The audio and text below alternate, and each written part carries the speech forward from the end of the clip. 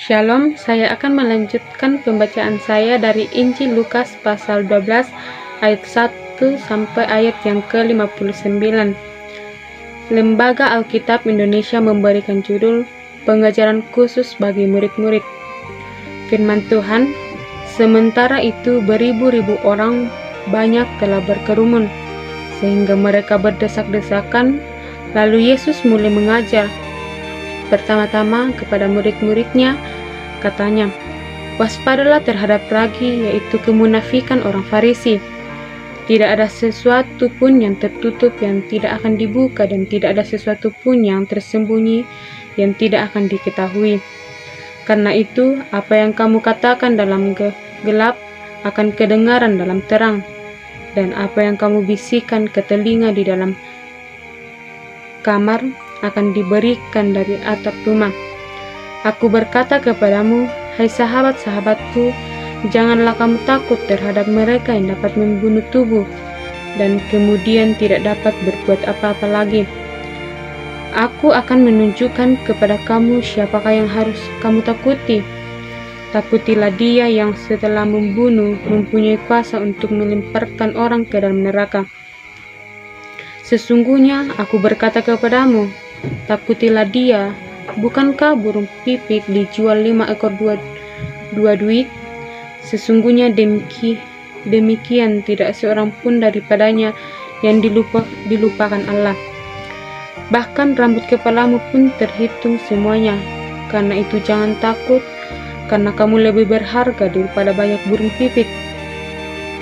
Aku berkata kepadamu, setiap orang yang mengakui aku di depan manusia, Anak Manusia juga akan mengakui dia di depan malaikat-malaikat Allah. Tetapi barang siapa menyangkal aku di depan manusia, ia akan disangkal di depan malaikat-malaikat Allah. Setiap orang yang mengatakan sesuatu melawan Anak Manusia, ia akan diampuni. Tetapi barang siapa menghujat Roh Kudus, ia tidak akan diampuni. Apabila orang menghadapkan kamu kepada majelis-majelis atau kepada pemerintah-pemerintah dan penguasa-penguasa, janganlah kamu khawatir bagaimana dan apa yang harus kamu katakan untuk membela dirimu. Sebab pada saat itu juga Roh Kudus akan mengajar kamu apa yang harus kamu katakan. Orang kaya yang bodoh. Seorang dari orang banyak itu berkata kepada Yesus, Guru, katakanlah kepada saudaraku supaya ia berbagi warisan dengan aku. Tetapi Yesus berkata kepadanya, Saudara, siapakah yang telah mengangkat aku menjadi hakim atau pengantara atas kamu? Katanya lagi kepada mereka, berjaga-jagalah dan waspadalah terhadap segala ketamakan. Sebab walaupun seorang berlimpah-limpah hartanya, hidupnya tidaklah tergantung daripada kekayaannya itu. Kemudian ia mengangkat kepada mereka suatu perumpamaan, katanya, ada seorang kaya, tanahnya berlimpah-limpah hasilnya. Ia bertanya dalam hati, apakah yang harus aku perbuat, sebab aku tidak mempunyai tempat di mana aku dapat menyimpan hasil tanahku. Lalu katanya, inilah yang akan aku perbuat. Aku akan merombak lumbu-lumbungku dan aku akan mendirikan yang lebih besar, dan aku akan menyimpan di dalamnya segala gandum dan barang-barangku. Sesudah itu aku akan berkata kepada jiwaku, jiwaku, ada padamu banyak barang tertimbun untuk bertahun-tahun lamanya. Beristirahatlah, makanlah, minumlah, dan bersenang-senanglah. Tetapi firman Allah kepadanya, hai engkau orang bodoh, pada malam ini juga jiwamu akan diambil daripadamu, dan apa yang telah kau sediakan untuk siapakah itu nanti? Demikianlah jadinya dengan orang yang mengumpulkan harta baginya sendiri, jikalau ia tidak kaya di hadapan Allah. Hal kekhawatiran. Yesus berkata kepada murid-muridnya, karena itu aku berkata kepadamu, janganlah khawatir akan hidupmu, apa yang hendak kamu makan, dan janganlah khawatir pula akan tubuhmu, apa yang hendak kamu pakai. Sebab hidupmu itu lebih penting daripada makanan, dan tubuh itu lebih penting daripada pakaian. Perhatikanlah burung-burung gagak yang tidak menabur dan tidak menuai dan tidak mempunyai gudang atau lumbung, namun demikian diberikan oleh Allah. Betapa jauhnya kamu melebihi burung-burung itu. Siapakah di antara kamu yang karena kekhawatirannya dapat menambahkan sehasta pada jalan hidupnya? Jadi, jikalau kamu tidak sanggup membuat barang yang paling kecil, mengapa kamu khawatir akan hal-hal lain? Perhatikanlah bunga bakung yang tidak meminta dan tidak menenun. Namun aku berkata kepadamu, Salomo dalam segala kemegahannya pun tidak berpakaian seindah salah satu dari bunga itu. Jadi jika rumput di ladang yang hari ini ada dan besok dibuang ke dalam api, demikian didandani Allah, terlebih lagi kamu, hai orang yang kurang percaya. Jadi janganlah kamu mempersoalkan apa yang akan kamu makan atau apa yang kamu minum, dan janganlah cemas hatimu. Semua itu dicari bangsa-bangsa di dunia yang tidak mengenal Allah, akan tetapi Bapamu tahu bahwa kamu memang memerlukan semuanya itu. Tetapi carilah kerajaannya, maka semuanya itu akan ditambahkannya juga kepadamu. Janganlah takut, hai kamu kawanan kecil, karena Bapamu telah berkenan memberikan kamu kerajaan itu. Juallah segala milikmu dan berikanlah sedekah. Buatlah bagimu pundi-pundi yang tidak dapat menjadi tua, suatu harga di surga yang tidak akan habis, yang tidak dapat didekati pencuri, dan yang tidak dirusakkan ingat, karena di mana hartamu berada, di situ juga hatimu berada. Kewaspadaan.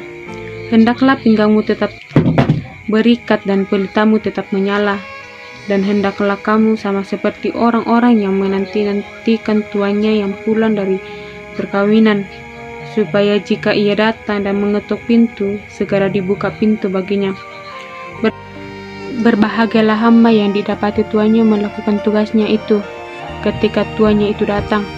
Aku berkata kepadamu, sesungguhnya tuannya itu akan mengangkat dia menjadi pengawas segala miliknya. Akan tetapi, jikalau hamba itu jahat dan berkata di dalam hatinya, Tuanku tidak datang-datang, lalu ia mulai memukul hamba-hamba laki-laki dan hamba-hamba perempuan, dan makan minum dan mabuk, maka Tuhan hamba itu akan datang pada hari yang tidak disangkakannya dan pada saat yang tidak diketahuinya, dan akan membunuh dia dan membuat dia senasib dengan orang-orang yang tidak setia. Adapun hamba yang tahu akan kehendak tuannya, tetapi yang tidak mengadakan persiapan atau tidak melakukan apa yang dikehendaki tuannya, ia akan menerima banyak pukulan. Tetapi barang siapa tidak tahu akan kehendak tuannya dan melakukan apa yang harus mendatangkan pukulan, ia akan menerima sedikit pukulan. Setiap orang yang kepadanya banyak diberi, daripadanya akan banyak dituntut, dan kepada siapa yang banyak dipercayakan, daripadanya akan lebih banyak lagi dituntut. Yesus membawa pemisahan. Aku datang untuk melamparkan api ke bumi, dan betapakah aku harapkan api itu telah menyala. Aku harus menerima baptisan, dan betapakah susahnya hatiku sebelum hal itu berlangsung.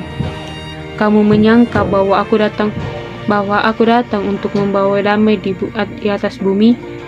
Bukan, kataku kepadamu, bukan damai melainkan pertentangan.